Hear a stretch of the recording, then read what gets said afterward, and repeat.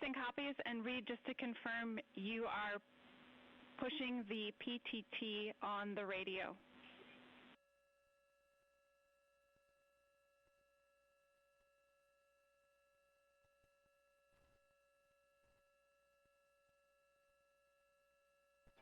So as we continue to sort out the communications between Integrity and the recovery teams, we are standing by for the initiation of the power down procedures that, as you see, the recovery teams are moving towards the side of the capsule.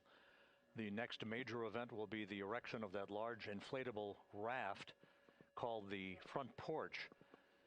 That will be the port of call for the crew as they're being extracted one by one from the vehicle.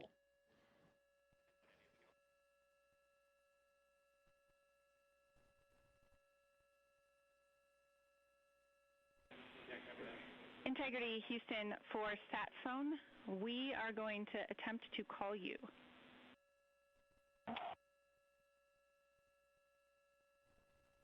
Good idea, standing by. And Jackie, yes, we are pushing the push to talk, the two buttons on the left side of the radio below the up-down arrows. We are utilizing them. I'm rebooting the radio to see if we get good comms. Okay, we copy all, and just to confirm, you are seeing that you are touchdown plus 3030 for power, correct? That's affirmative.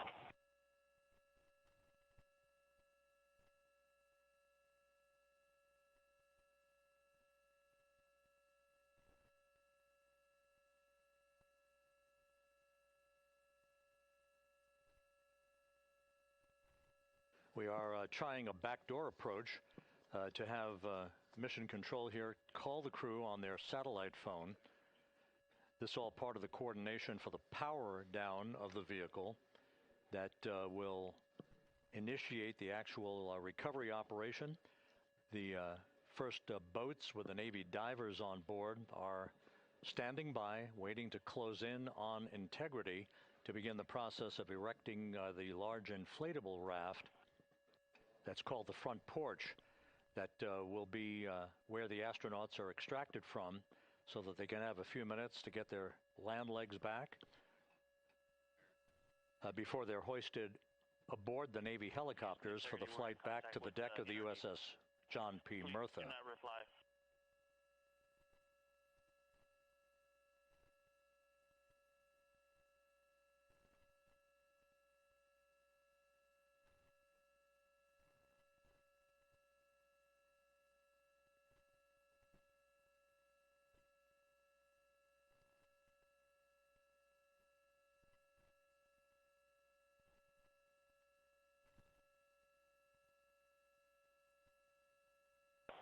And Houston, please don't reply. NRD, very weak,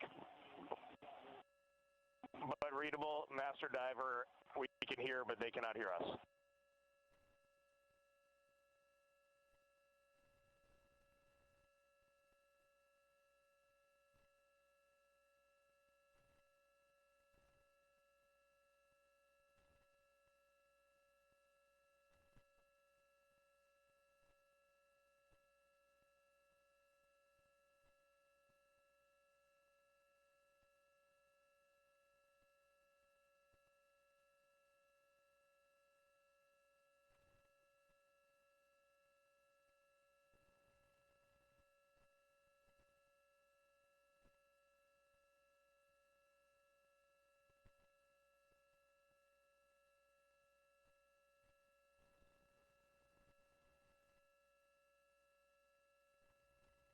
And Houston on OE1, is there any chance to tie us into NRD?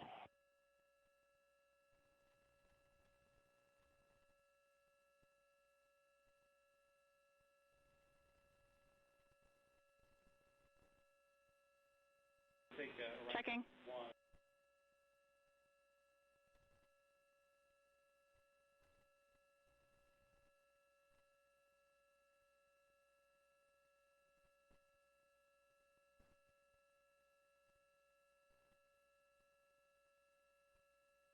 This is Mission Control Houston.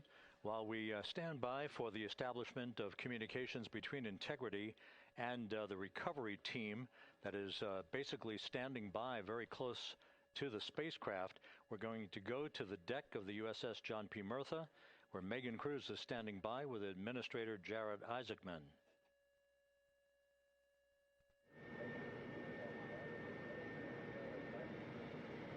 Hey, Rob, yeah, just such an honor to be able to be here on the ship, to be able to share and experience this moment with everyone together. And of course, as you just said, yes, here with NASA Administrator Jared Isaacman. Administrator, how did you feel getting to witness this and seeing NASA at its best?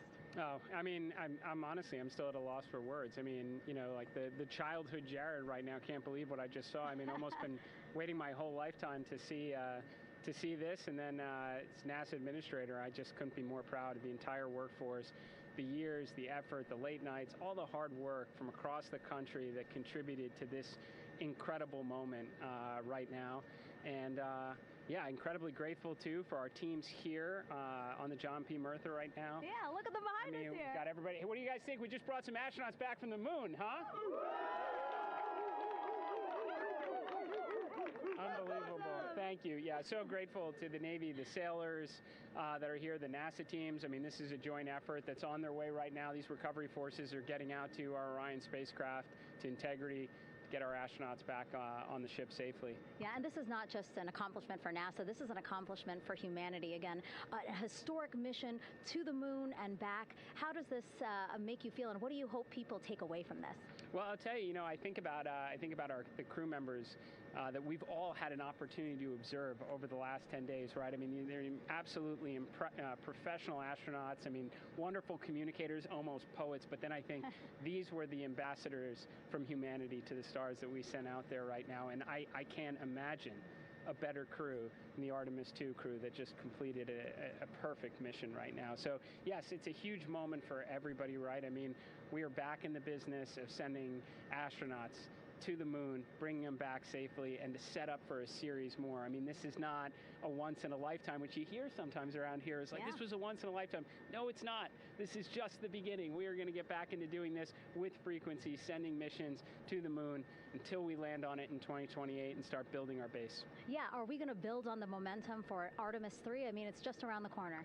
Absolutely. So, I mean, that's, you know, part of me too. Like, I can't wait to get the crew off of Integrity right now, but also getting Integrity back on this ship so we can start taking a look at it, because all that data is so precious to us right now. I mean, we are going to definitely want to take a good look at the thermal protection system. We're going to want to download all the data they couldn't transmit back to us and use that to inform Artemis III. But we're already making progress, right? You had SRB segments already showing up at KSC. Core stage for Artemis III is rolling out on April 20th.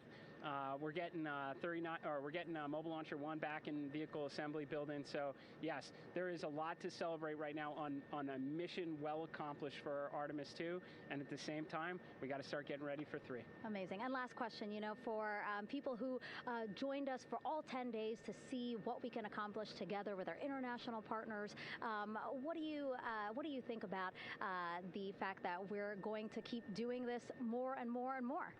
It's incredibly exciting. I mean, yes, it's the contributions, like the best and brightest across the NASA workforce from across the country, our industry partners, our international partners. We had a Canadian Space Agency astronaut on board in Jeremy. We had the European Service Module. And you think, in the days leading up to this launch, I mean, 48 hours prior to launching Artemis II, I was meeting with the Italian Space Agency. We signed a memorandum of understanding to build a habitation module on the moon. I mean, you have countries, all of our allies and partners coming together saying, we are committed to this effort. We are returning to the moon. We're doing it to stay. We are building that enduring presence. We are going to master the skills on the surface of the moon so someday we can undertake missions to Mars. It's just an incredibly exciting time, and we're not going at it alone. We're bringing everybody along with us. Absolutely. And speaking of everyone, one more time, we're going to ask the crew here, you guys ready to land on the moon? Awesome. I love that. Okay, well, thank you so much, Administrator. Appreciate you being here. We're, of course, going to stay on to watch the crew get extracted from Orion, so stay tuned, and we'll see you back here shortly.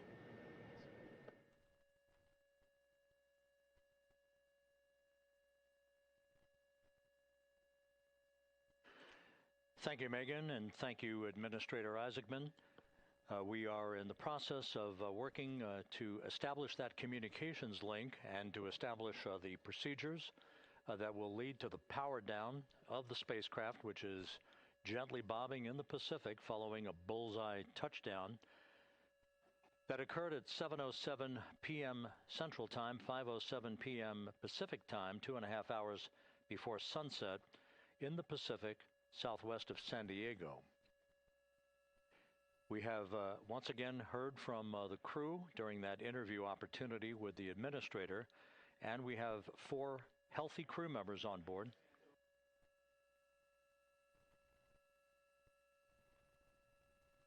We now have confirmation that the vehicle has been powered down as per the procedures. So we have vehicle powered down, and the flight control team here in Houston, Flight Director Rick Henfling, has handed over mission authority to the Exploration Ground Systems team out in the Pacific. Now, we will physically not get off console with this team until the crew has been extracted into the front porch, that inflatable raft that will be erected along the side hatch of Integrity. So we're standing by for that in the next step in the recovery procedures. But everything is in great shape, and we have 4 healthy crew members on board the vehicle.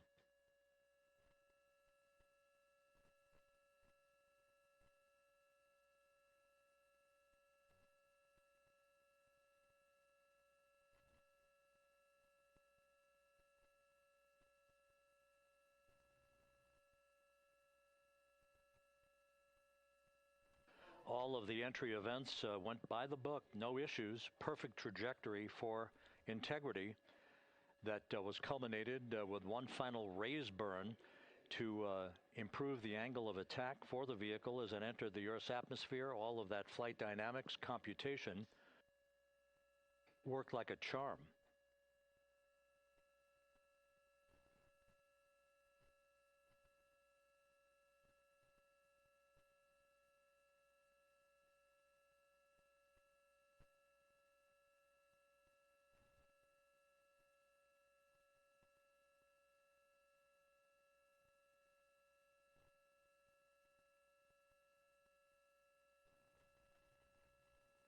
So we are standing by for the recovery team to approach Integrity and begin the process of erecting that inflatable raft called the front porch, which will see the crew members be extracted from the hatch of Orion into that inflatable raft before they're hoisted aboard 2 Navy helicopters in a variety of different configurations. Each crew member will be hoisted in sequential fashion, in alternating fashion, 2 crew members for each helicopter before they turn around to head back to the John P. Murtha. Once on the deck of the ship, they'll be brought into medical bay for comprehensive medical exams. But Reid Wiseman has reported several times that the crew is in excellent shape.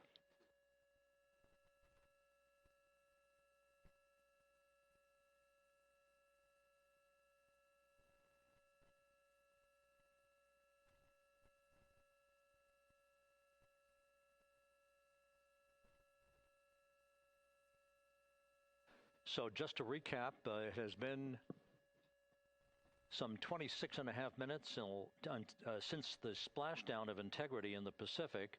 The vehicle is in excellent shape. It performed like a champ all the way down through the Earth's atmosphere. All of the vehicle functions were checked off in excellent trip hammer fashion. The parachutes all deployed as planned.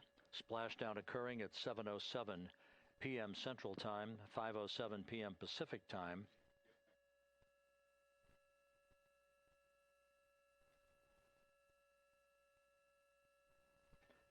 And after a bit of a tussle to try to establish a communications link with the recovery team, we were finally able to run through the procedures for the powering down of the vehicle. We've handed over mission authority to the Exploration Ground Systems folks out in the Pacific, and the recovery team will be approaching the vehicle shortly to erect the inflatable raft called the front porch before opening the hatch to Integrity to bring the crew members onto that raft before they're hoisted onto two Navy helicopters, two crew members for each helicopter, before they're flown back to the deck of the USS John P. Murtha.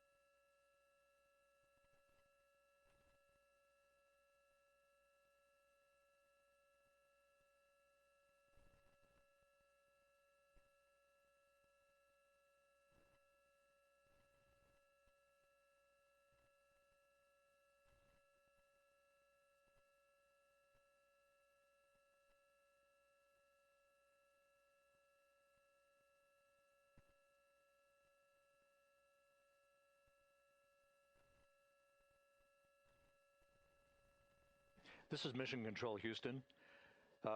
After talking to the flight dynamics folks, we have a bit of a refinement on the splashdown time for you. Their computation shows a splashdown time of 7:07 and 27 seconds p.m. Central Time, 7:07 and 27 seconds p.m. Central Time.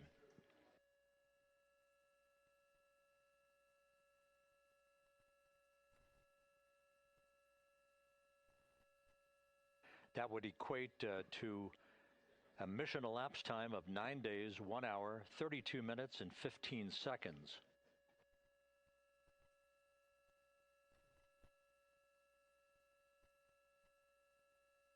Once again, from Flight Dynamics, a splashdown time of 7:07 and 27 seconds p.m. Central Time.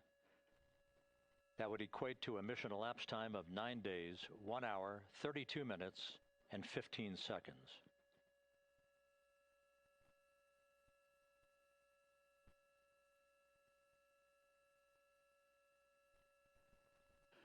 Reports from the Pacific indicate that the recovery team in communications with the crew aboard Integrity, that the crew remains in excellent shape as they await the approach of the team for a final hazard gas evaluation before they move to the side of the vehicle to erect the inflatable life raft called the front porch.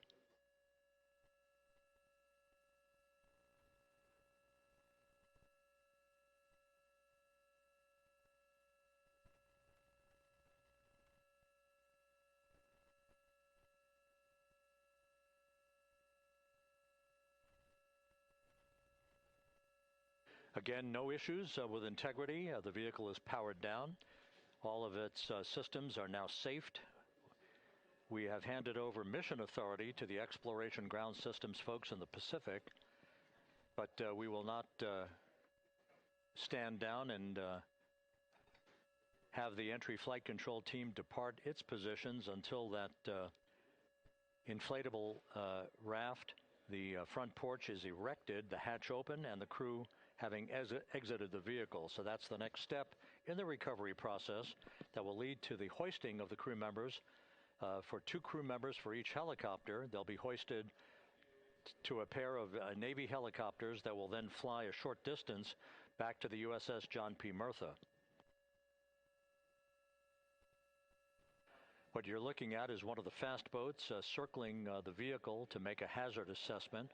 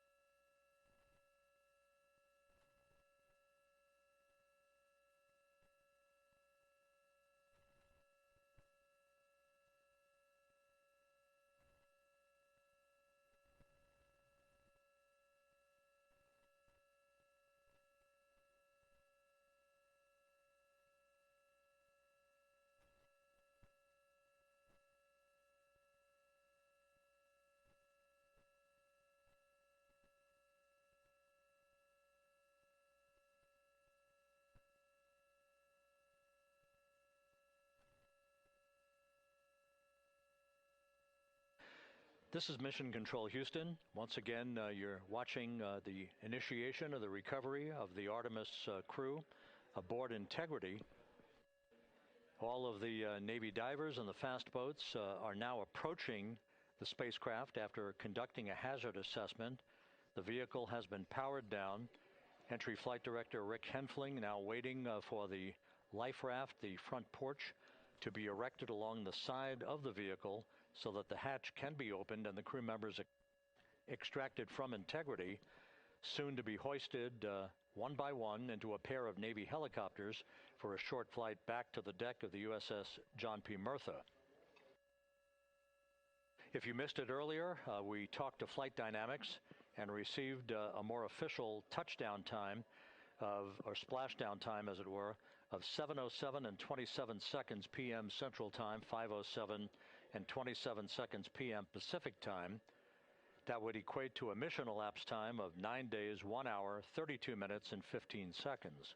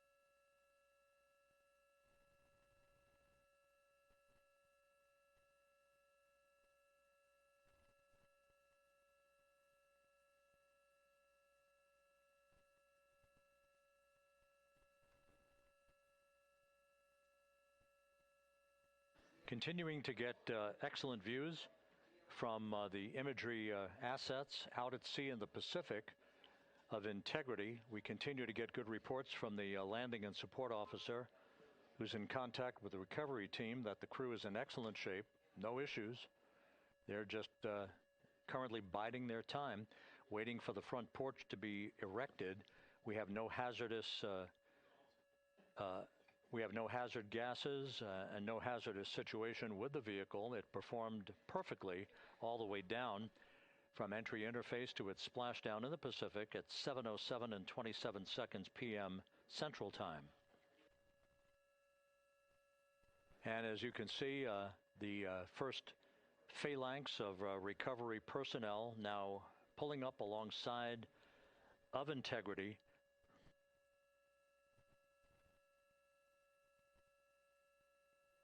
This includes Navy divers, a Navy flight surgeon, and other recovery personnel who have trained for several years for this recovery process.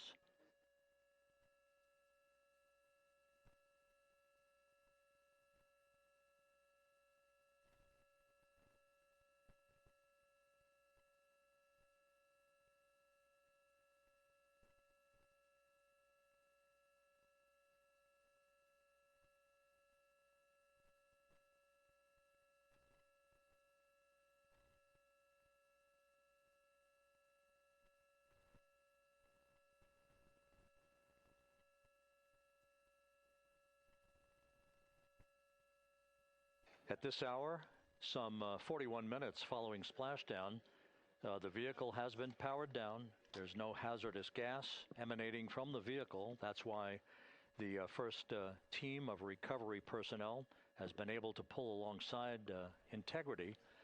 And the reports continue to come in that the 4 astronauts are in excellent shape.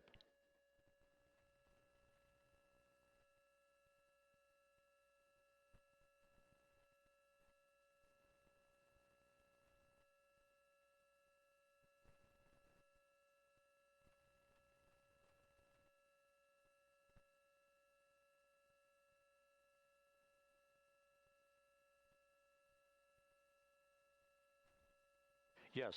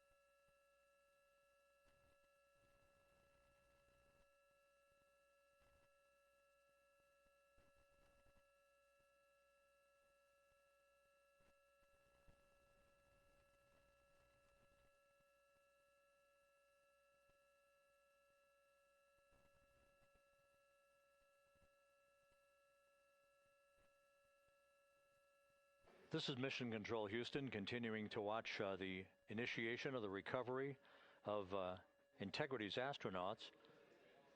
One by one, they'll be brought out of the spacecraft onto a large inflatable raft just a short time from now. In the meantime, we can go back to the USS John P. Murtha, where my colleague Megan Cruz is standing by to provide her situation report. Megan, can you hear us?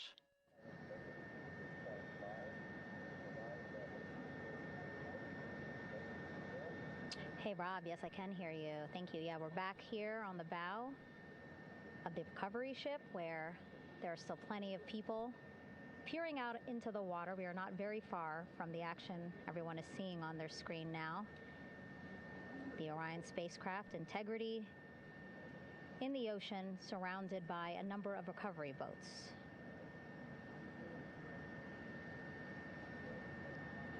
As Rob has been saying, in those recovery boats, NASA and Navy personnel specifically trained to get the astronauts out of Orion.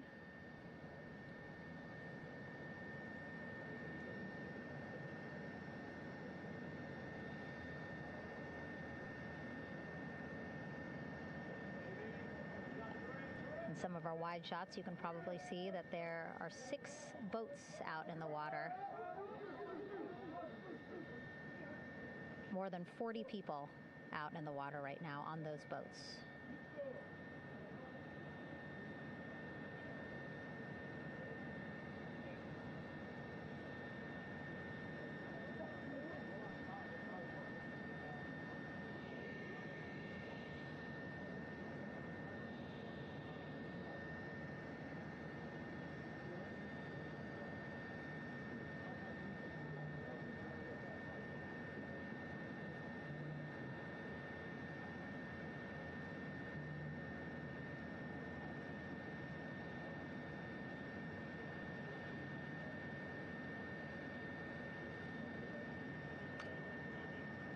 First order of business is to set up the front porch and the stabilization collar. You might also hear it referred to as a stab collar. Basically just to make sure that Orion stays upright, doesn't sway in the water too much, again, to make it easier for recovery forces to get the astronauts out.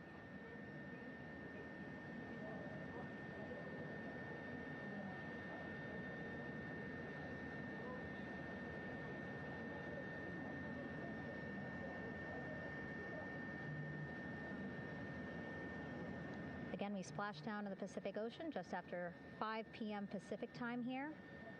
It's a requirement by NASA to be able to get the crew out of Orion within 2 hours of splashdown. So doing great on time so far. Plenty of time. No rush either. I was speaking to NASA flight surgeon Rick Schuring earlier in this broadcast, and he said to me, no rush to get the crew out. Just want to make sure that they're feeling good. And whenever they're ready to take their step out of Orion and onto that large raft, the front porch, folks will be ready.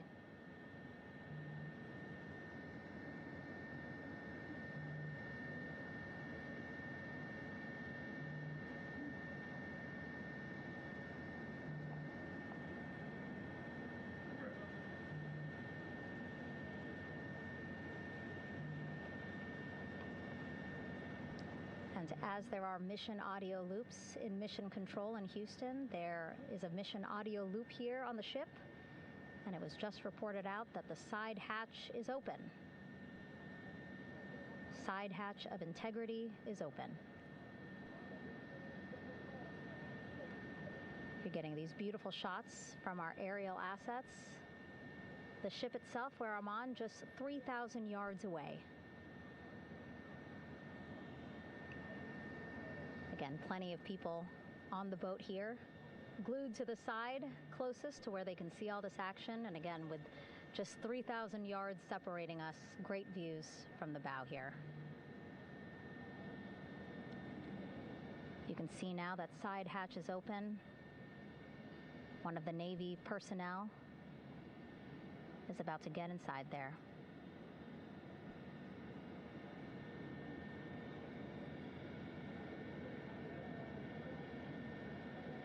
In they go. In total, 4 will go into Orion. So it'll be a little bit of a tight squeeze, but the goal is to have a recovery personnel with each astronaut assessing them.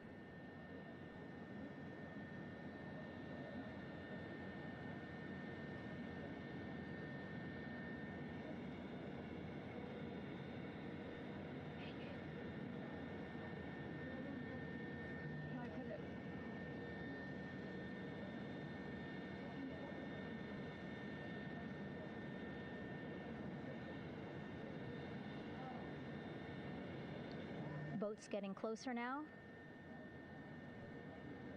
Again, that one that's right up against Orion, those are the divers that will go in to the spacecraft to check on each of the astronauts.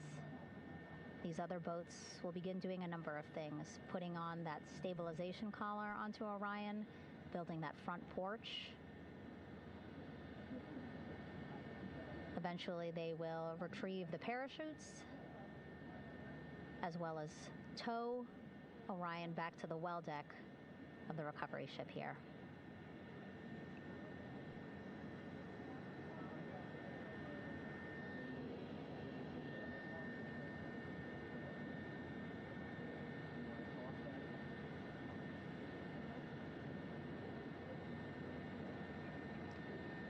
And so as we wait for the Navy and NASA personnel to get their assessment of the crew inside of Orion, why don't we toss it back to Rob for an update? Yeah, thank you, Megan. Here in Mission Control, Flight Director Rick Henfling and the entry team of flight controllers still on duty. The vehicle has been powered down for some time now. There are no hazardous gases emanating from Integrity. That, of course, allowed the recovery personnel to approach the vehicle and then open the hatch to begin the initial medical assessment of the crew, as you just indicated. Now we're standing by for the erection of that inflatable raft, the front porch, alongside of the vehicle that will enable the crew to be extracted one by one onto the raft, have a moment or two to get their land legs back before they're hoisted into two hovering Navy helicopters, 2 crew members for each helicopter, for a short flight back to the deck of the USS John P. Murtha.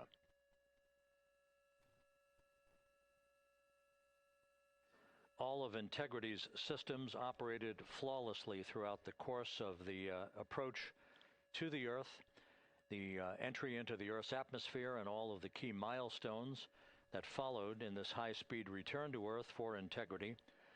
A mission that spanned more than 694,000 miles from the vehicle's launch from the Kennedy Space Center atop the Space Launch System back on April 1st.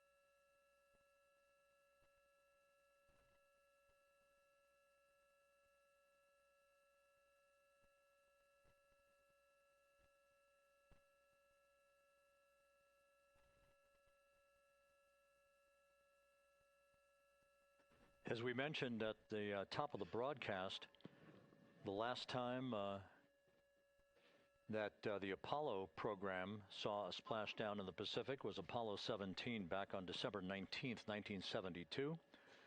So for the first time in some 53 and a half years, we have reenacted that with the arrival of Integrity's astronauts as they flew around the moon in that historic lunar flyby that began with a trans-lunar injection burn that took them out of Earth orbit following 24 hours of a high Earth orbit trajectory.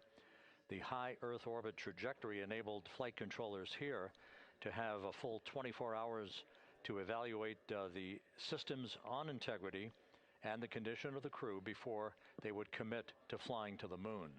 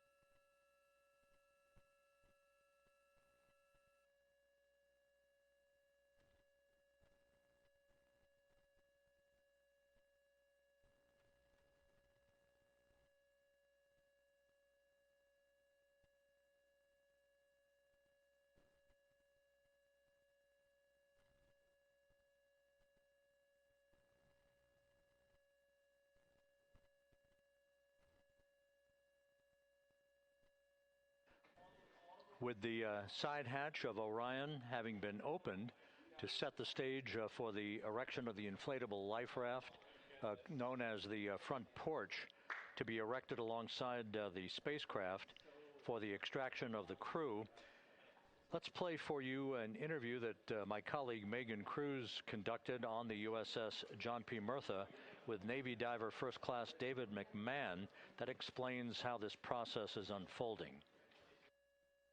Okay, Davey, so you and some of your team, one last look over of the stabilization collar, correct? Yes, ma'am. Okay, so what is this stabilization collar? This is what's going to stabilize the capsule out there in the ocean.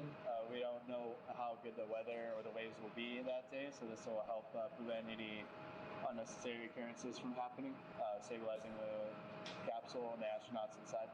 So basically this is a float that will go around Orion. I'm assuming that what they're doing right now, these are the lines that will attach the collar onto Orion? That is correct. And so what are they doing here? So we've got the lower line that will secure the inflation device before we inflate it. That gives us the go-ahead that it's secure in its space, and then we'll inflate it. And then once that is done, we'll undo all the carabiners and get this orange line on top tied in the same fashion. And then this will be secured to the capsule, and the astronauts can safely take their first steps out of the capsule onto the front porch. Okay, and how long will it take them to set up the stabilization collar? We should definitely be able to handle this in under 10 minutes. Okay, wow. And then you just mentioned the front porch. So basically after they set up this stabilization collar, then they set up what's called the front porch here. That's correct. Okay, and what's the front porch? Front porch is basically a bigger waiting room for the astronauts to sit in while we wait for the helicopters to show up and grab them. Okay, so the medical team that was inside with the crew, they're going to help them out and onto the front porch? That is correct. And then what happens here? We have higher trained medical personnel also on board the front porch that will give them lookovers and just make sure they're okay while we wait for the helicopters to show up. Okay. How does it feel, I mean, your team, you, to be part of a mission that's returning astronauts from the moon in more than 50 years? We all feel extremely honored to be a part of this, as well as a bigger mission for the Navy and joining up with NASA to do great things. Mm-hmm. And do you feel like you and your team are ready? Yes, very ready. Cool. All right, thank you so much. Thank you.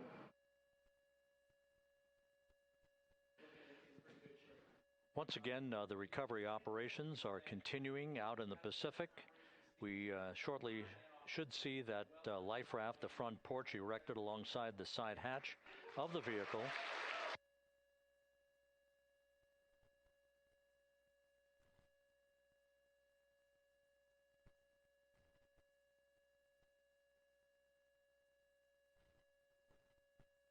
A number of flight controllers have come into the flight control room to receive congratulations from Entry Flight Director Rick Henfling.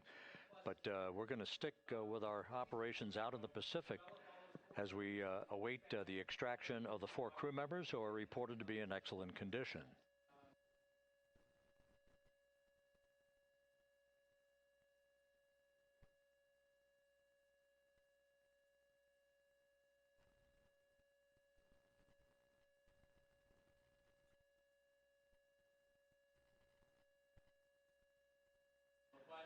Again, while we stand by for that front porch to be erected alongside of the side hatch of the vehicle, let's go back to the USS John P. Murtha and Megan Cruz. Megan?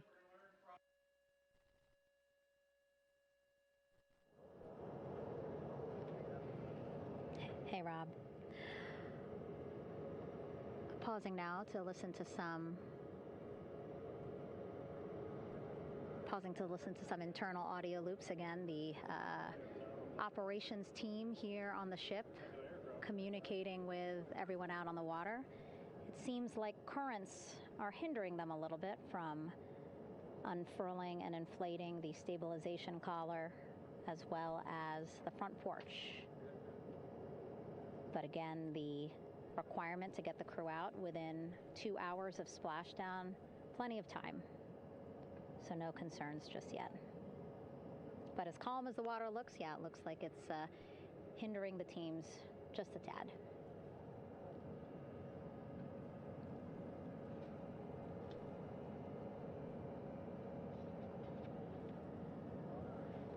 You can see in some of our shots that side hatch still open. Again, inside there are now 8 people inside. 4 divers, Navy divers, all with medical training, each assigned to an astronaut each. Making sure that they're comfortable, feeling good.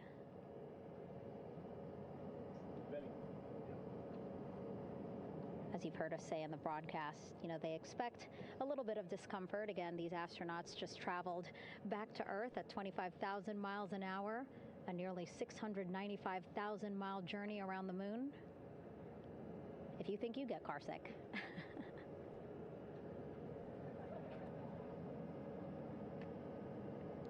Again, 6 boats out there, lots of gear with them, just in case, right?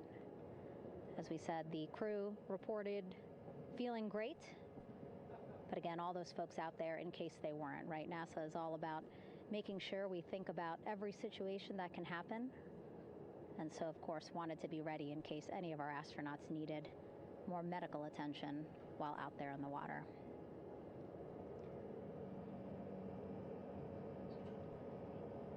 You see now teams, again, trying to set up the stabilization collar and front porch for the crew to get out of Orion. They need both, right? The stabilization collar will keep Orion from swaying as you see it is doing now.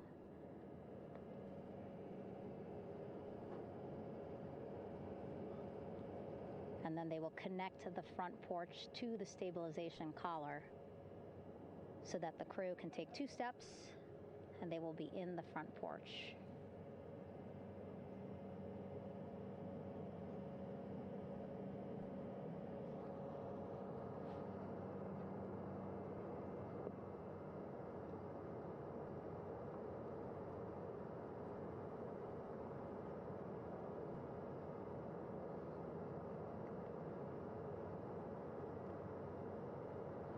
Not a lot of chatter on the mission audio loops. That's a good thing. Again, things proceeding pretty nominally,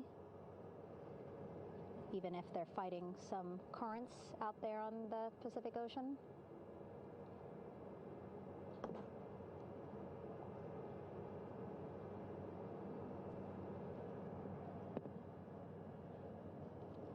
Again, the goal, setting up the stabilization collar and the front porch so that the crew can rest comfortably in the front porch, get placed into harnesses so that 2 helicopters can lift them off the front porch and onto the USS John Murtha here.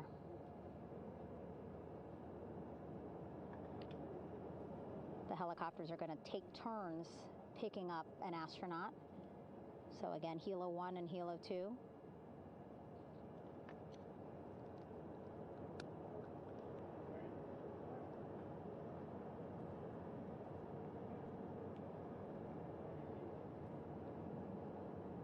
Okay, and the recovery team here on the ship just got a report from the undersea medical officer who is inside the capsule with the crew. He is reporting all 4 members are green. All of our 4 astronauts, Reid, Victor, Christina, Jeremy, green, meaning they are feeling great, not the complexion of their skin. They are feeling great, happy to be home, and ready to be extracted as soon as possible.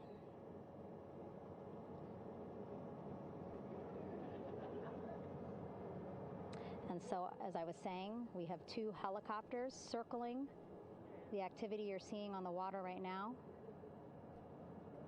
Each will take turns picking up an astronaut. So Helo 1 will come on in, hover above the front porch, about 40 feet above the front porch. A Navy recovery specialist will be hoisted down into the front porch. The restricted maneuvering doctrine is in effect. We'll connect to the first astronaut, which we're expecting to be Christina. And then Helo 2 comes around, picks up Jeremy, while Helo 1 stays above head, and then Helo 1 will come back in for another astronaut, and then Helo 2 for the last astronaut, and then back to the flight deck here on the recovery ship.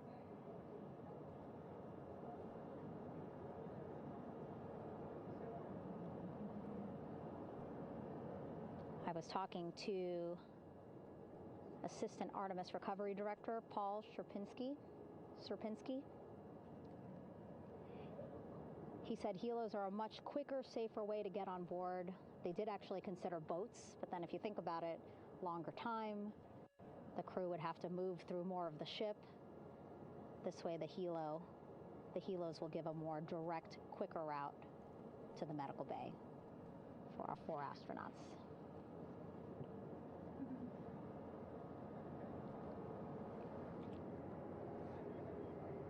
Beautiful shots from our aerial and imagery teams.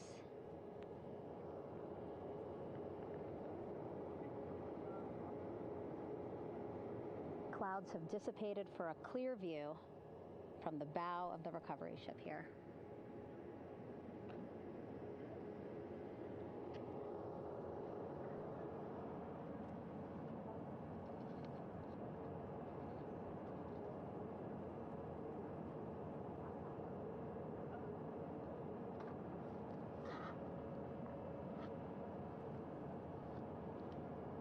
You can still see divers in the water there.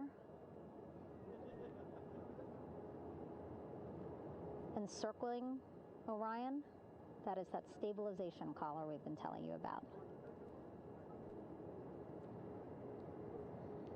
As you saw in that interview just a few minutes ago, they have to first connect it to Orion, and then once it's secured onto Orion, they can inflate it, and then they'll further secure it with other harnesses and lines.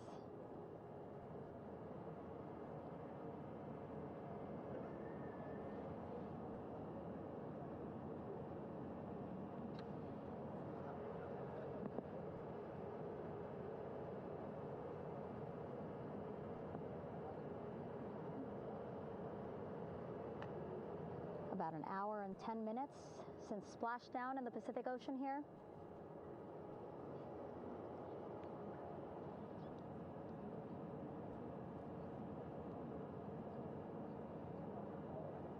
Reid, Victor, Christina, and Jeremy back home after a history-making mission to the moon and back.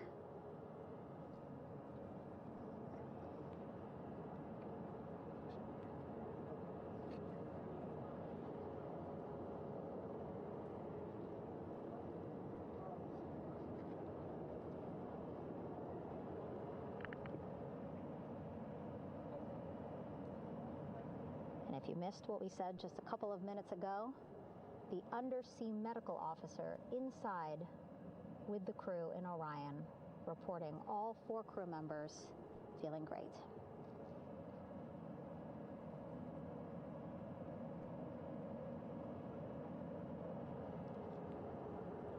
Progress being made there on the stabilization collar. It looks like they are beginning to inflate it.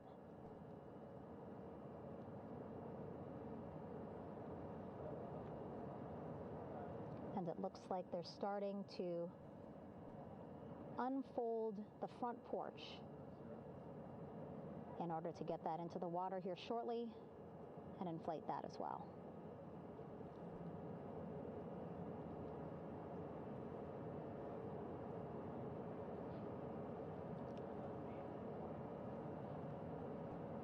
Again, more than 40 people out in the water right now. And those Navy and NASA personnel have been in the water for now about 4 hours.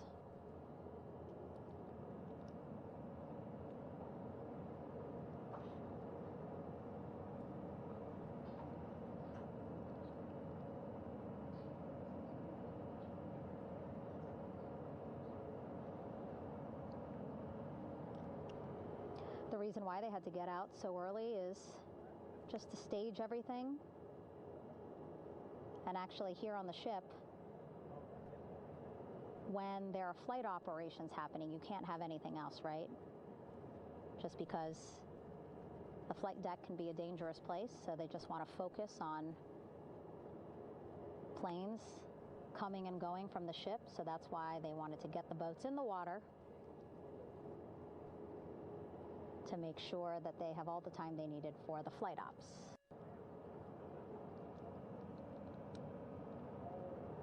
And then the same crew here out in the water, they will stay out in the water for a number of hours after we recover the crew and get them back on the ship, because then they have to recover Orion.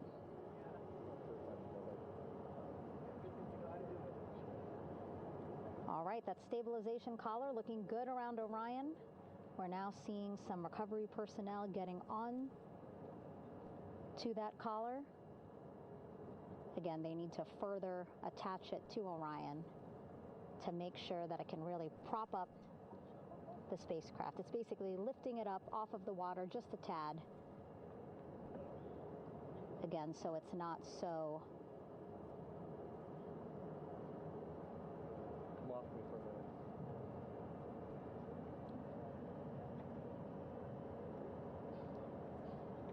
so it doesn't sway so much in the water there.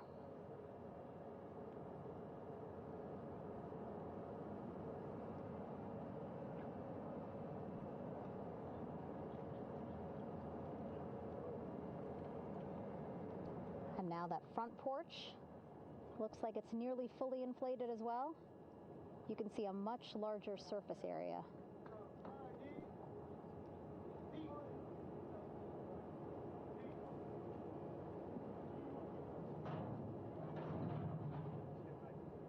And so once the crew get out of Orion, they can stretch their legs a little bit on this front porch, get some fresh air.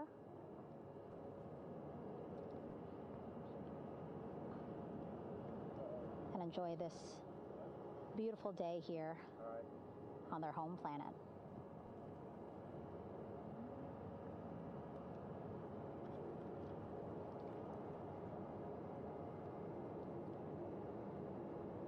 It appears teams now are about to connect the front porch to the stabilization collar.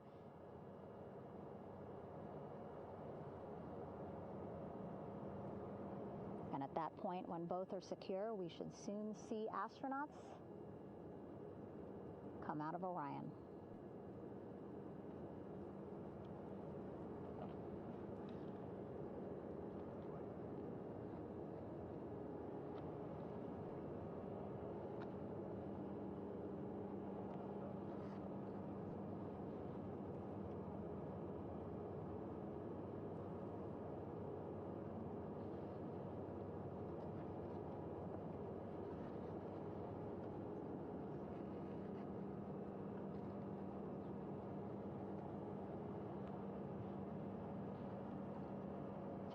All these views you see also being fed to the Landing Force Operations Center here on the ship.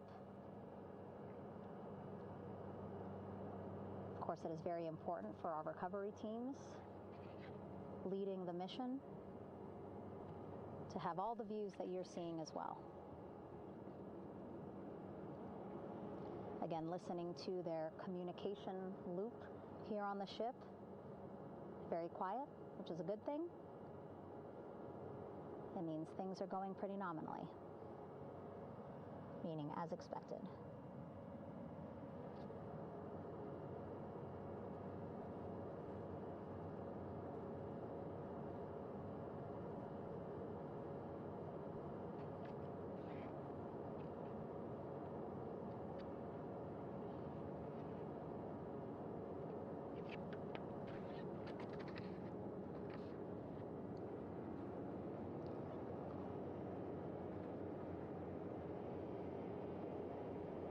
Again, all this activity happening just 3,000 yards away from the ship. So that means this will be a very quick flight back on the helicopters for the crew. 2-3 minutes, and then they'll be back here on the ship. I know.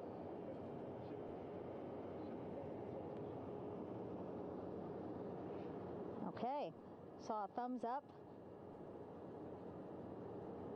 from one of the personnel on the front porch. It looks like they are now getting ready to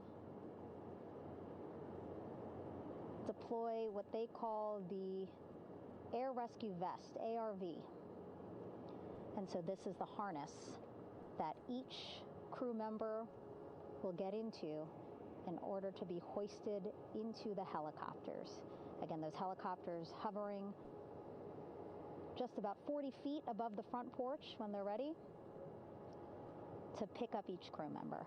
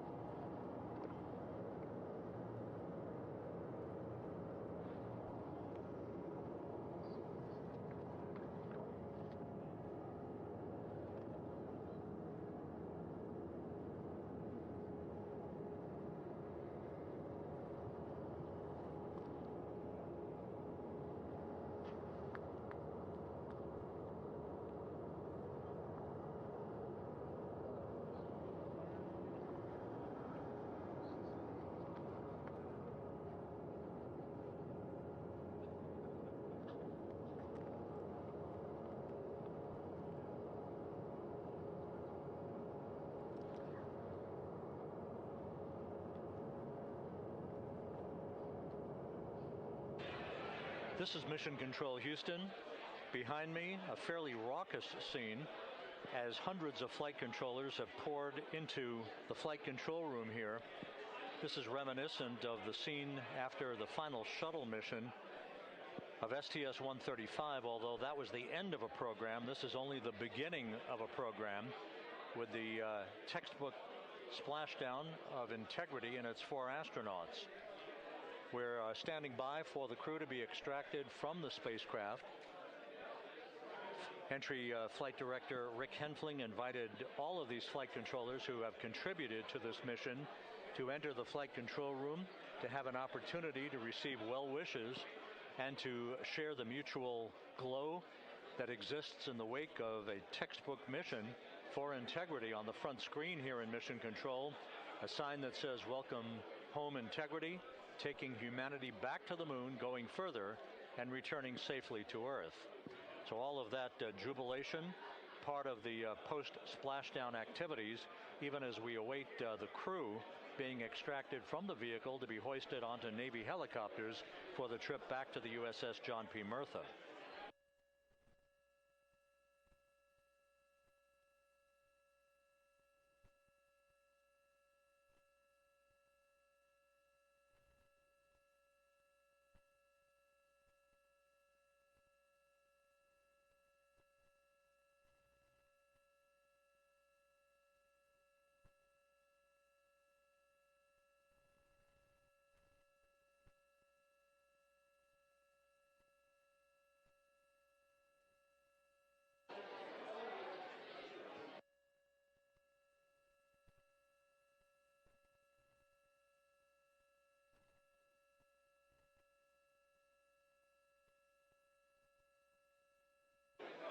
Once again here in Mission Control, this view of the Artemis Flight Control Room, known as the White Flight Control Room. This is the old shuttle flight control room, and now is the home of Artemis missions to the moon and beyond. Once again, quite a few flight controllers were invited in by Entry Flight Director Rick Henfling to share in the jubilation following the successful splashdown of Integrity. That splashdown occurring an hour and 22 minutes ago, as we stand by for the completion of the extraction of the crew, and ultimately they're hoisting onto Navy helicopters for a short flight back to the USS John P. Murtha. Splashdown occurred at 7:07 and 27 seconds p.m. Central Time. I had an opportunity to talk to the head of flight dynamics, Jeff Birch, a moment or two ago. He said the trajectory of Integrity coming through the Earth's atmosphere was so precise, they've never seen anything line up on a ground track like today's entry by Integrity for its splashdown southwest of San Diego.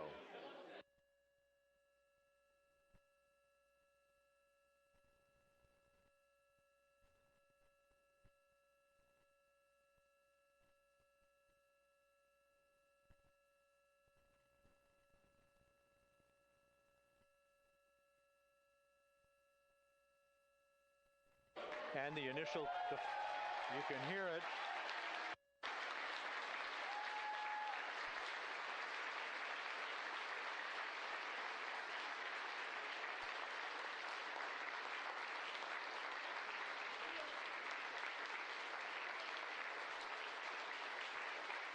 Jubilation here in the flight control room. The first crew member is out of Integrity.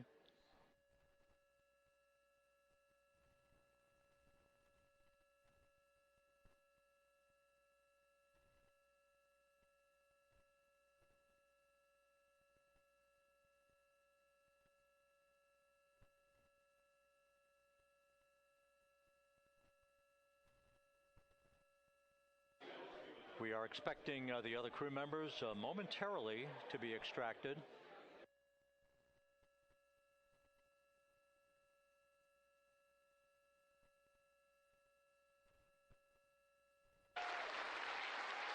We now have 2 crew members out.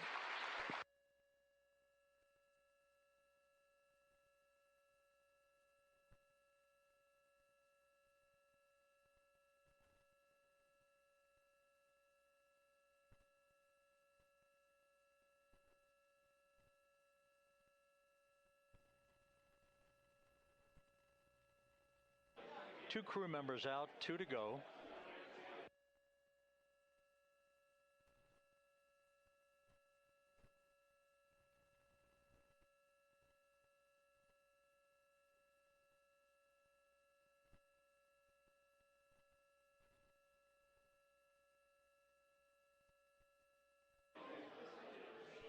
We're about 1 hour from sunset out in the Pacific. Everything continues to go well. Integrity's systems function perfectly during its entry back to Earth. And Reid Wiseman, the commander who will be last out of the vehicle, reported that all the crew members were feeling very well.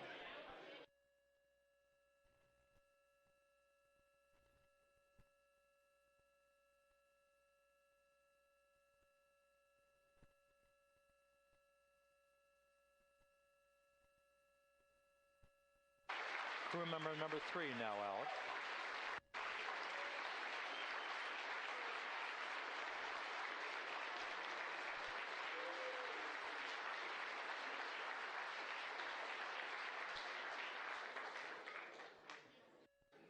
And now standing by for the commander, Reid Wiseman, who will be last out of his ship. Bobbing in the Pacific under almost ideal conditions, Integrity spanned 694,000 miles during its journey from launch to splashdown.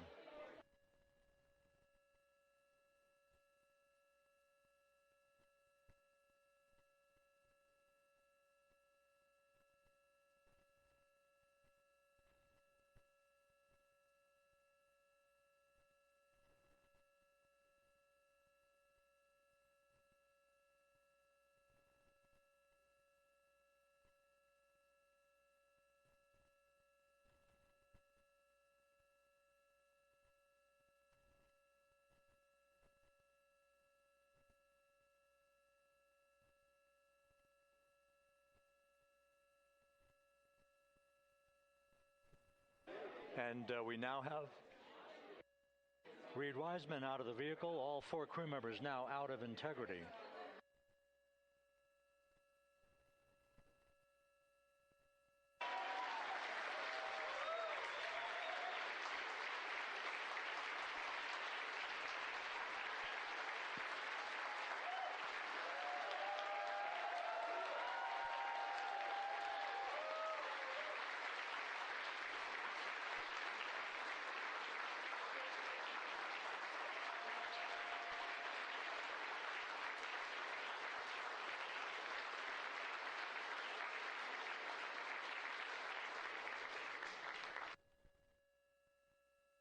Once again, all 4 crew members now on the front porch, and the procedure to begin hoisting them up to these 2 Navy helicopters hovering overhead will begin shortly.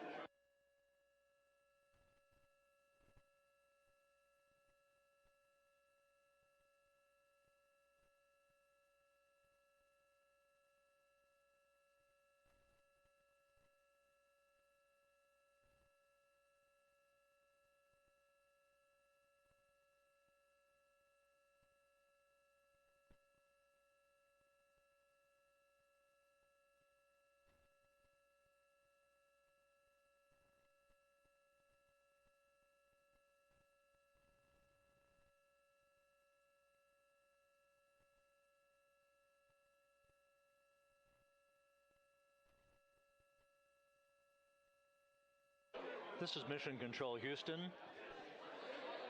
The mission is over, but the melody lingers on as jubilation continues here in the flight control room. We should be expecting NASA's Associate Administrator, Amit Kshatriya, to be joining us shortly for a short interview while the recovery operations continue out in the Pacific. So we'll stand by for that. And then we'll turn it back over to Megan Cruz aboard the USS John P. Murtha.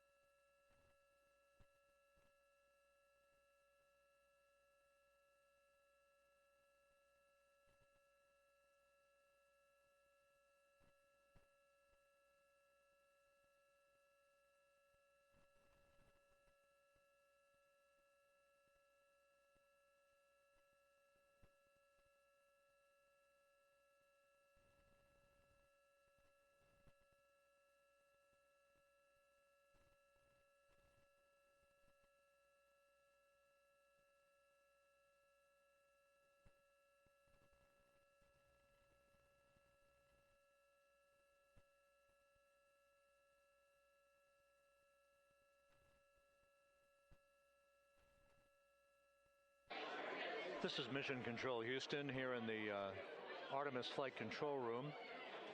A number of flight controllers basking in the glory of the successful end of this mission that carried 4 astronauts around the moon on a lunar flyby, and the first test flight of Orion with crew members on board. Splashdown occurring an hour and 32 minutes ago after a flawless descent back into the Earth's atmosphere for the vehicle. Its 4 crew members in good shape, simply enjoying their time right now on the front porch, as it were, the inflatable raft alongside of their Integrity spacecraft. We're expecting Amit Kshatriya, the NASA Associate Administrator, to join us here momentarily for a brief interview before we turn it back over to Megan Cruz aboard the USS John P. Murtha, the recovery ship.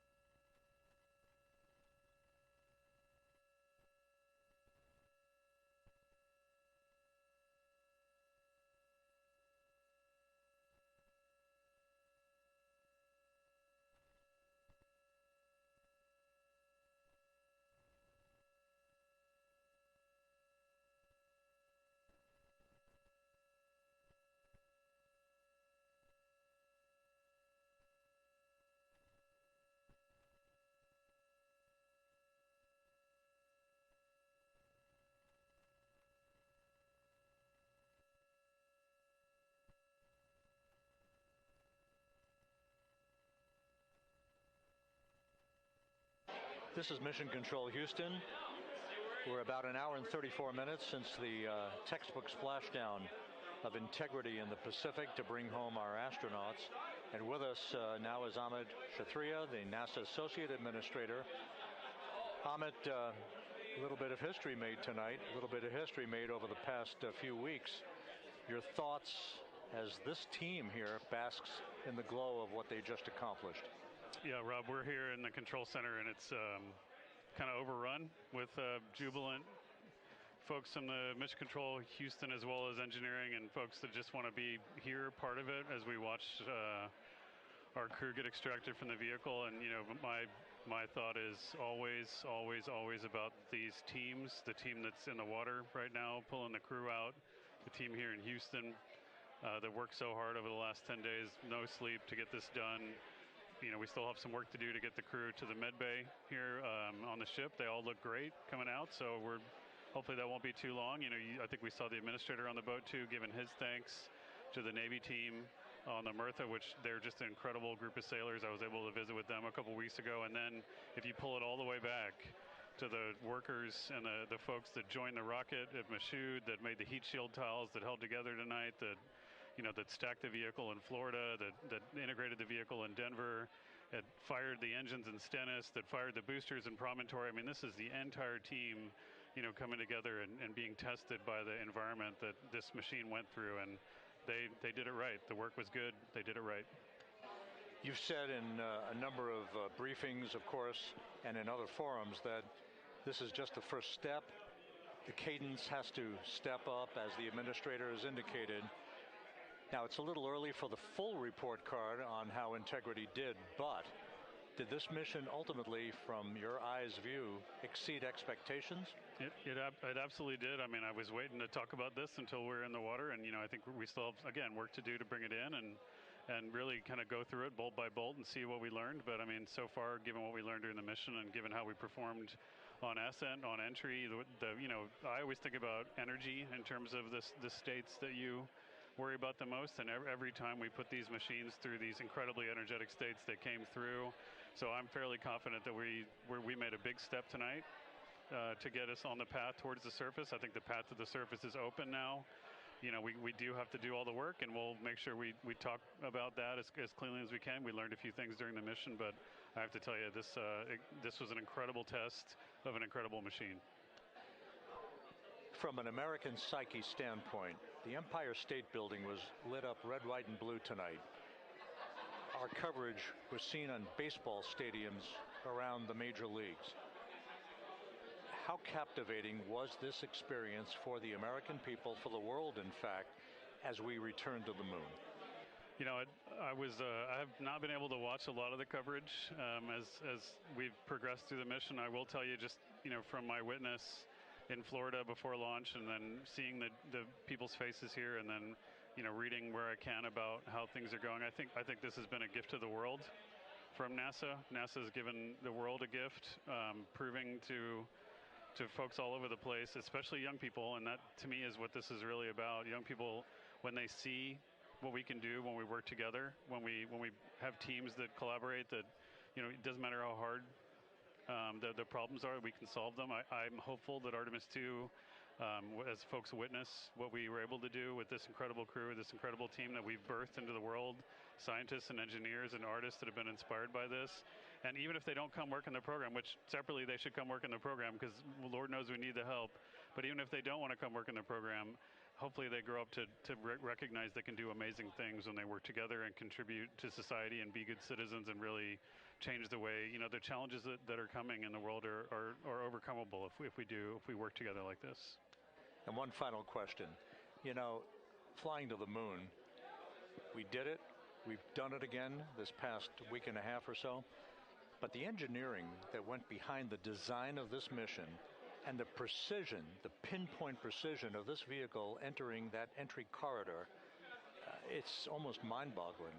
Yeah, it is incredible when you think about the energies involved and the uncertainties involved. That when we inserted the vehicle into orbit, it was 99.2% down the middle. When we dropped the vehicle right on top of the fleet here, our guys knew exactly where to go, but the guidance was perfect.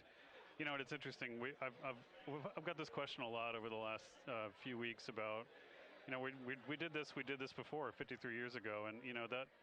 I think, I mean, it is a reasonable thing to contemplate, like what's gone on since then. And what I'd tell you is, you know, when we did Apollo, which again, the more we learn about what they did, the more magical it seems what they were able to accomplish given the technology and the learnings that they had. But when we did Apollo, the architects of Apollo, you know, Gilbert, Seaman, von Braun, Mueller, what they really, really wanted to do, you know, as they were contemplating what it meant to expand our range of action to the lunar surface, what they wanted to do was learn how to live and work in space for a long time.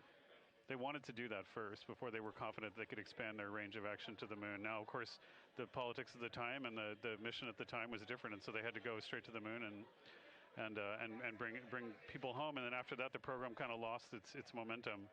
But you know, after that, NASA kept moving along those paths, right? So we recognized during Apollo that reusability was going to be important. We spent a lot of money on those machines, and you know, we spent a lot of money on these machines here. Even though, but we recognized that reusability was important, which is why we built a winged space plane called the Space Shuttle, and then we used that reusable machine to build a space station. And we learned for 25 years how to live and work in space, and have been able to develop technologies that can enable exploration. So really, what I think is now, 53 years later, we're at the point where the architects of Apollo would have been pleased that we're now ready to actually go back to the moon and go back to stay, because we've learned all the things we needed to learn. There's a lot of people pleased here tonight, and we really thank you for joining us. Amit Kshatriya, NASA's Associate Administrator, as we begin to hoist the crew onto the helicopters to head back to the recovery ship. Thank you very much. Thank you, congratulations, Amit.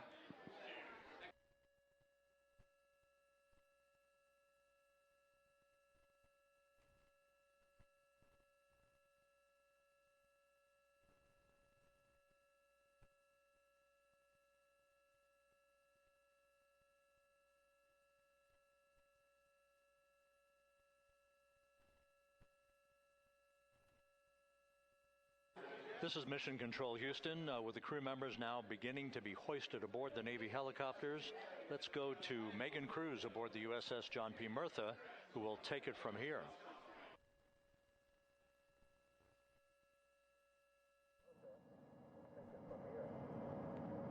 Hey, Rob, yeah, back on the bow of the ship here, we are seeing the helicopters circling Orion, the first one there, having just completed picking up the first astronaut. Helo 2 now, hovering just 40 feet above the front porch, lowering a recovery specialist out of the helicopter. That person will touch down in the front porch just there.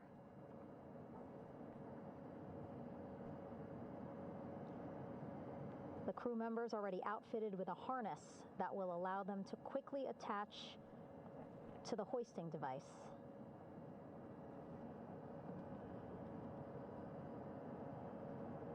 Look at the power of those blades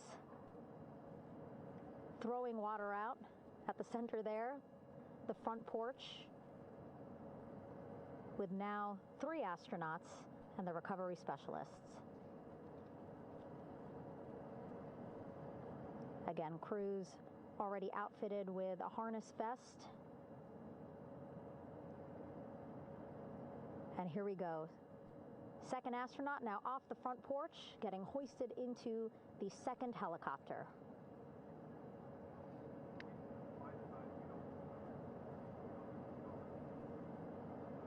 That helicopter will now hover just a distance away to give room for the first helicopter to come back and pick up the third astronaut.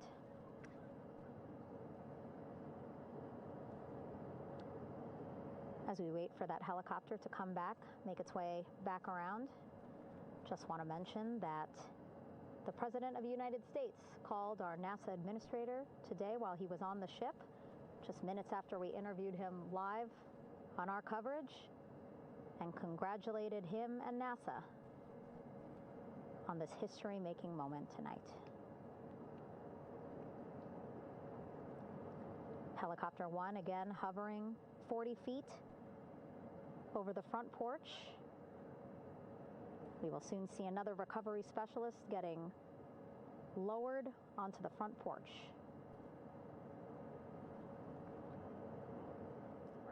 Wow, imagine sitting on that front porch, the wind, the water.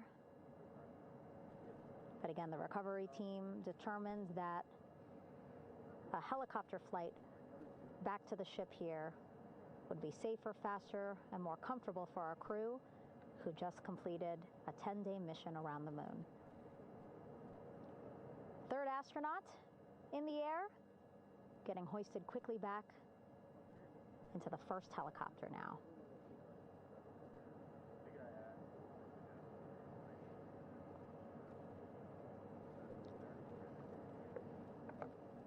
That first helicopter now on its way back to the ship here. We will soon see it land in just a few minutes. Again, all this action happening just 3,000 yards away from us, so a very quick flight back to the flight deck.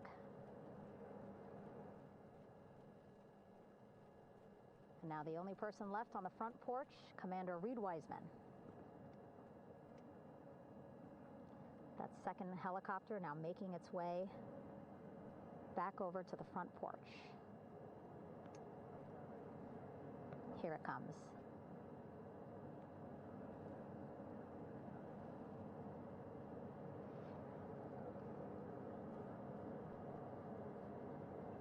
Making its final approach here.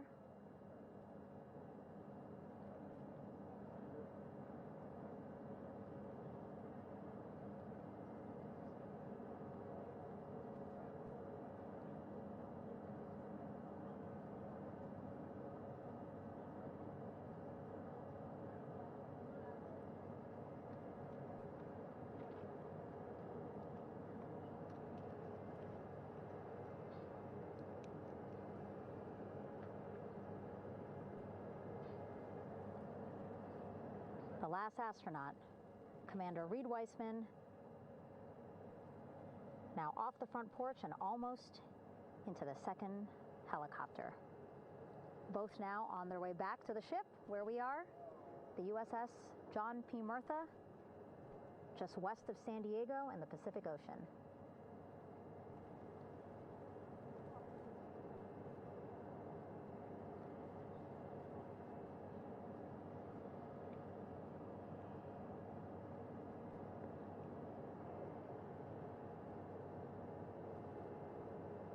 Exciting to see our 4 crew members minutes away from landing on the flight deck here on the recovery ship. 550 people on this ship, excited, ready, anxious, looking forward to welcoming this crew aboard.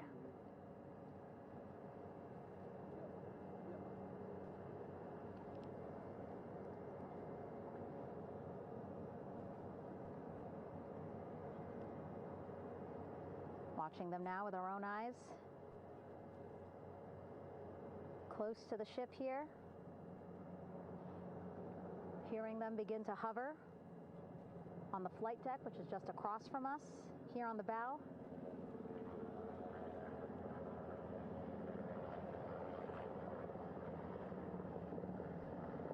The first helicopter coming in.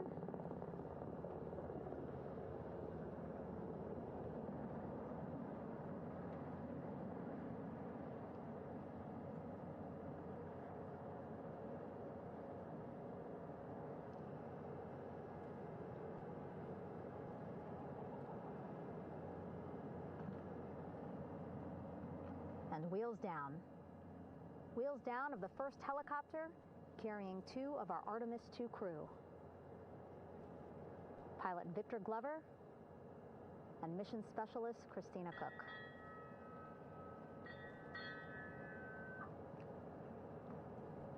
Kilo 1 on deck reported on the recovery loop. Again, the mission audio loops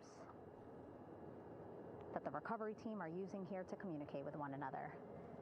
And an announcement just made on the ship, integrity incoming. 2 more helicopters on their way to the flight deck, one carrying the crew, the other, one of our imagery helicopters. Again, kudos to our imagery and aerial teams for giving us these beautiful views of history in the making. Set amid a gorgeous, soon-to-be sunset here in the Pacific Ocean.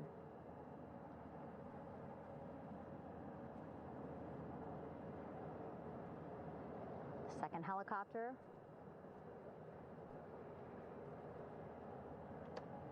making its approach of the flight deck.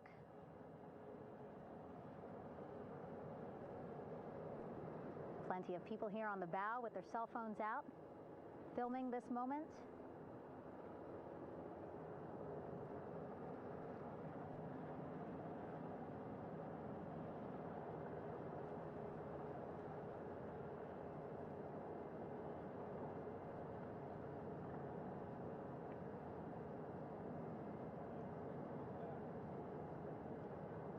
Some impressive flying here by the Navy, as we are seconds away from wheels down. And there you go. We now have all 4 Artemis II crew members on the USS John P. Murtha.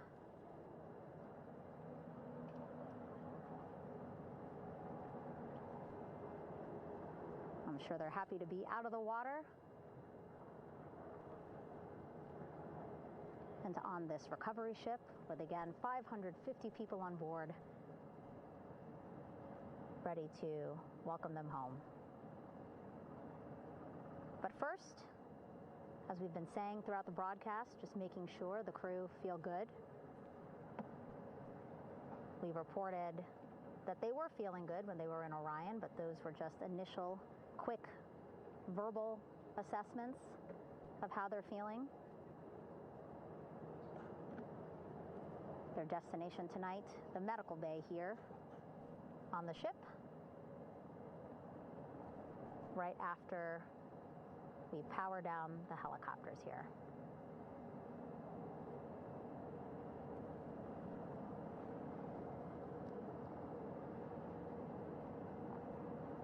The team on the flight deck working quickly but methodically.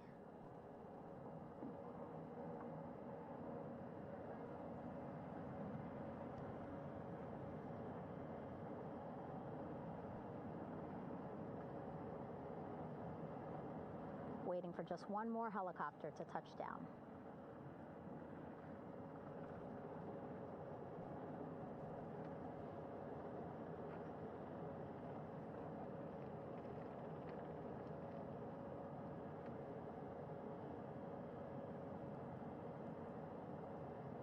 Very limited personnel here on the flight deck. Restricted maneuvering doctrine is in effect.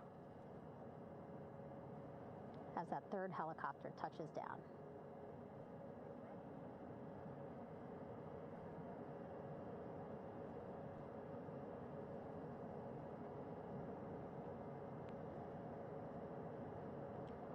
The ship is at flight quarters.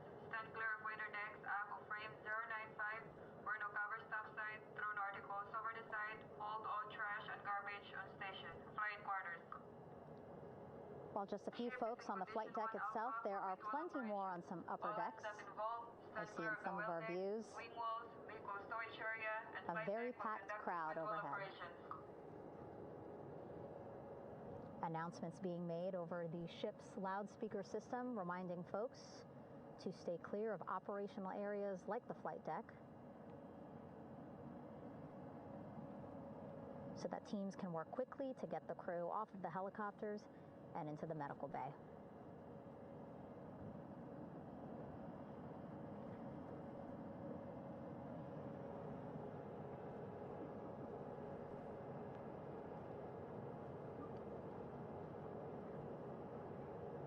Splashdown today, 5:06 p.m. Pacific time. We are within 2 hours of that splashdown time, and already we have all 4 crew members on the flight deck of the USS John P. Murtha.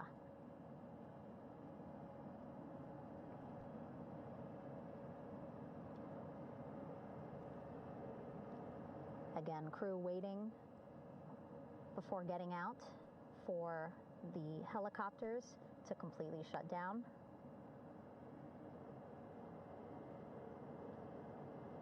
Safety, of course, very important to NASA and the U.S. military.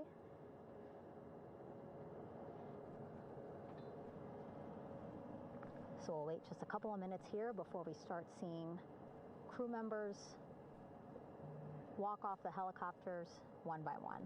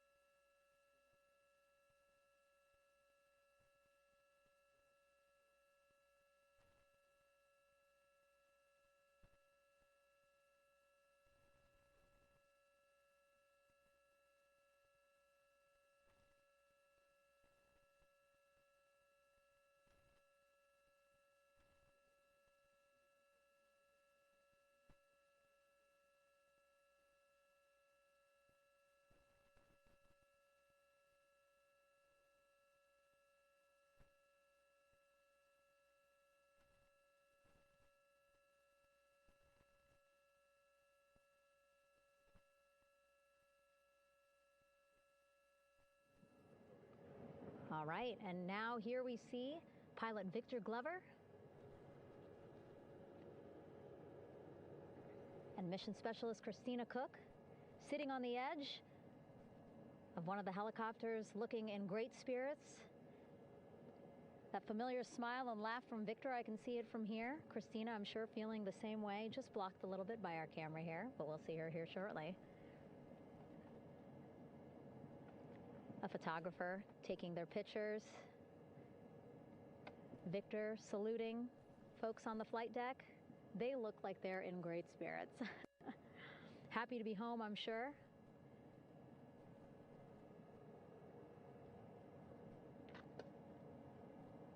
If you're sitting at home, I hope you too are wondering, what would you want to ask them if you got a chance to talk to them? Because that is what I'm thinking about.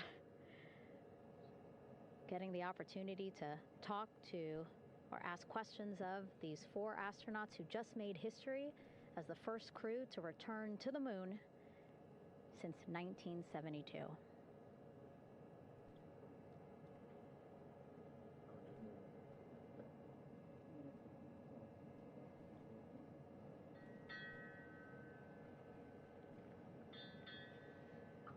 Oh, there we see Christina there, also smiling. Finally peering out, waving at the cameras. Hello to you too, Christina, yes? Welcome back. Welcome, welcome home. A loudspeaker announcement on the ship saying, "Welcome home, Integrity."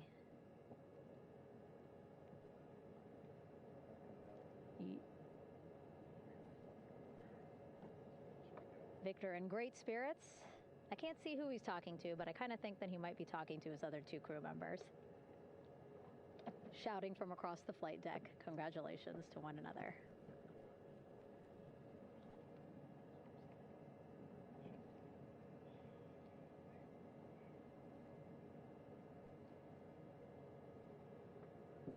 And so now we see some Navy personnel walking up to the helicopter. This is again the first helicopter carrying pilot Victor Glover and mission specialist Christina Koch. Both have taken off their helmets now.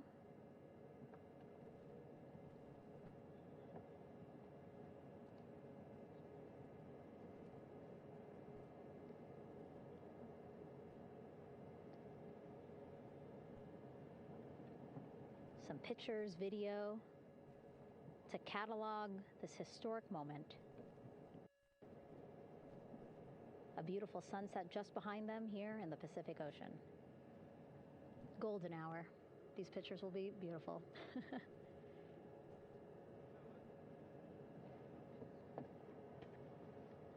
Now we see NASA Administrator Jared Isaacman. He is on the flight deck, as well as Flight Surgeon Rick Schuring walking over to Victor and Christina first. We saw the administrator walk over to the other helicopter, which is carrying Commander Reid Wiseman and Mission Specialist Jeremy Hansen. We heard from Rick earlier in the broadcast. Again, he said he's going to be out there on the flight deck to do another initial assessment of the crew, ask them how they're feeling, anything bothering them. But again, from what I'm seeing, they look like they're in great spirits and feeling pretty good for folks who just traveled 695,000 miles from Florida to the moon and now here to the Pacific Ocean.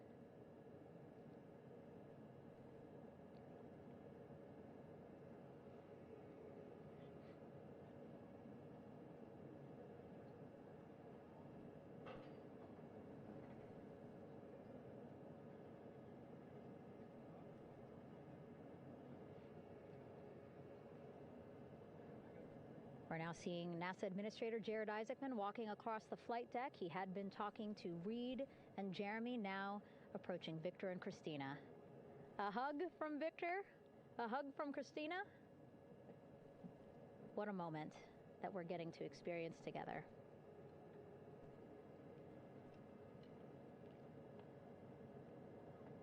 I'm sure congratulatory words. You know, we got to speak to the administrator live on this broadcast as well, and he said the kid in him right now, giddy, absolutely giddy at what we were able to accomplish today. Returning them home safely and in good spirits after a 10-day mission around the moon. And here we go. We're seeing Jeremy walking, waving across the flight deck, now on his way to the medical bay.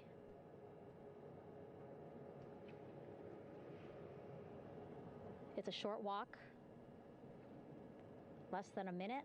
Again, that's why the recovery team decided to use helicopters to get them on the flight deck for that short walk to medical bay. And now on the flight deck, we see the chief of the astronaut office, Scott Tingle.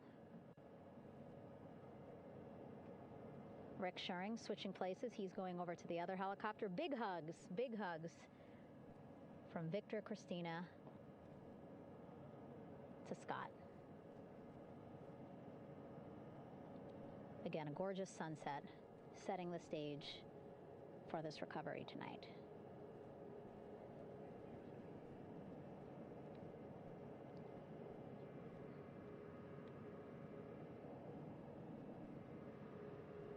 All right, and now here we are, Christina,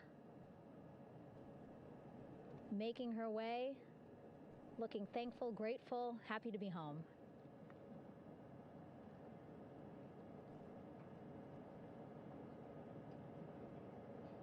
You can see she's looking up. Again, lots of people, just a few levels up off the flight deck,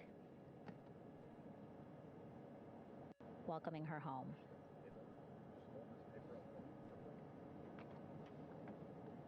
Scott holding the door like a gentleman, but back on his way to the other crew still on the flight deck.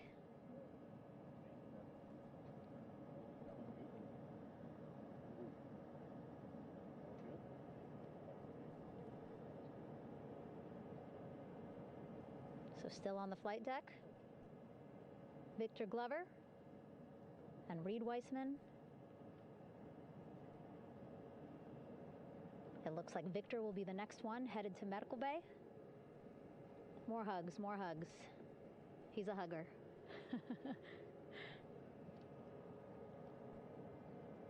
Victor looking good as he walks across the flight deck. NASA Administrator applauding. Victor applauding for all the folks on the ship with him who played a role in their safe return today.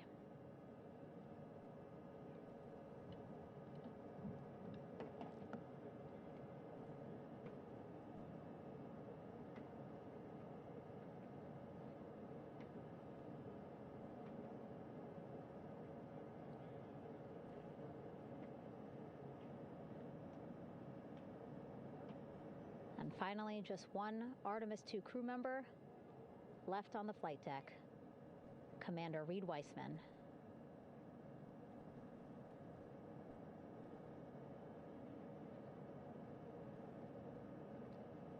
Applause from the group there on the flight deck, I'm sure, as well as on the level just above them, packed with people. Reid looking good as he takes his steps towards the medical bay.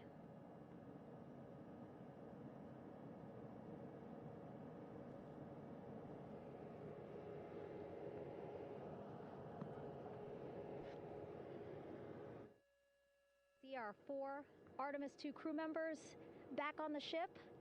Again, now they will head into medical bay, where they will be assessed by flight surgeons from both NASA as well as the Canadian Space Agency. A more in-depth assessment. When they get to medical bay, they will each have their own nurse. They will be helped out of their suits. And then again, we'll check to see that they're feeling good. Make sure it's not just adrenaline, but that they are feeling good from their long journey back from the moon. Beautiful shot of that sunset, illuminating our flight deck.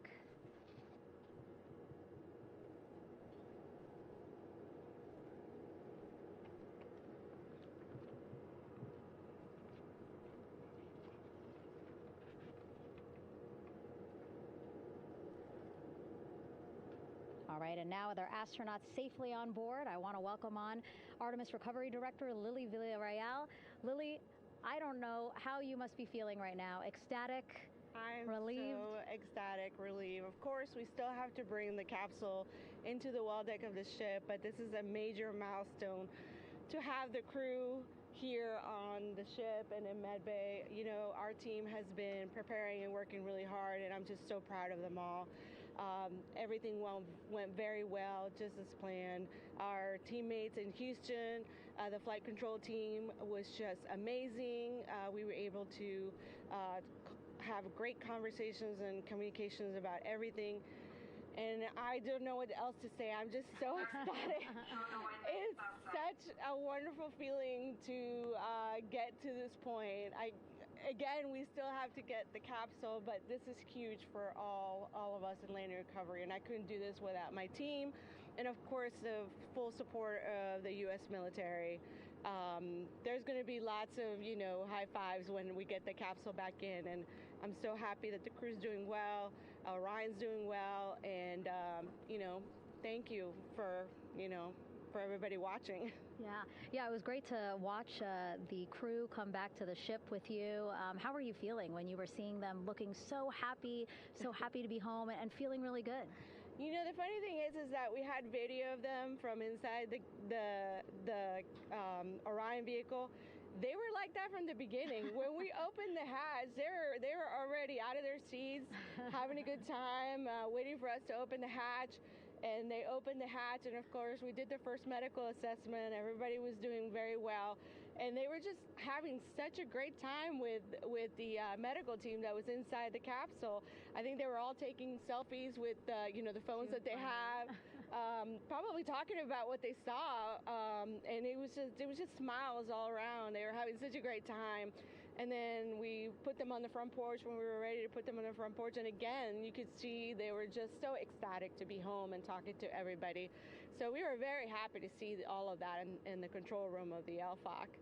How remarkable is that? Again, if we think about their journey, the 695,000-mile journey around the moon and back, coming back at 30 times faster than the speed of sound. I mean, how remarkable is that they are in such good spirits?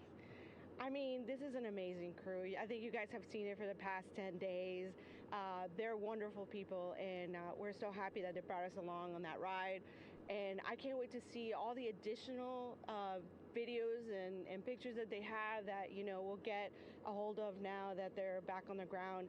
And I can't wait to hear how, a little more than what we saw on the press briefings from the crew about what they saw It's just fantastic. You know, some of my favorite people around this 10 days was the science team and how excited they were. And so this is exactly how we feel in the landing recovery team when the science team went, oh my goodness, when they heard all the discussions about the moon. This is exactly how we feel now in the landing recovery team. We're so ecstatic. Yeah. Again, we have to recover the capsule. I want to make sure we don't forget about our Orion. Lily's all about business. She's thinking about what's next. But yeah, speaking of these 10 days, I mean, we have been along for the journey with them, live with them 24/7 for 10 days, and just really seeing the engagement that we've gotten from around the world. What do you hope people take away from this mission? I think that's fantastic. So, you know, my story was that I went to the Kennedy Space Center. I was born in Colombia. I was 10 years old when we moved to the United States, but when I was 7, my family took me to the visitor center, and that's when I learned about Apollo. And we went to the moon, and I learned about astronauts, and that story was what really fueled me to want to do STEM and want to be an astronaut. And I think that this Artemis program is going to do exactly what, what girls, my age back then is 7, young people right now, girls and even like young men, obviously. But we want to empower people to know that you can do this, right? If you want to come and work for NASA, if I did it, they can do it. And Artemis program is just going to inspire everybody. And I'm so happy about that. Yeah. Like Apollo inspired me. Thank you so much, Lily. Really appreciate you being here. As you said, still a lot of work to do. 5 to 6 more hours to recover Orion that's still out in the water. So I'll let you get back to it. Thank you had beautiful words to say again. We hope that this inspires people. We hope that you come and join us at NASA and accomplish great things with us in the future. Yeah. Back to you, Rob. Thank you, Megan, and safe sailing out there in the Pacific. Here in Mission Control, it is now all quiet. The team of flight controllers and all their support personnel have left the room to enjoy the aftermath of a textbook touchdown by integrity that splashed down in the Pacific right on target to complete this historic flyby of the moon, the Artemis II mission. With that, we'll wrap up our coverage for the night and point you to a post-splashdown news conference in 15 minutes at 9:35 p.m. Central Time.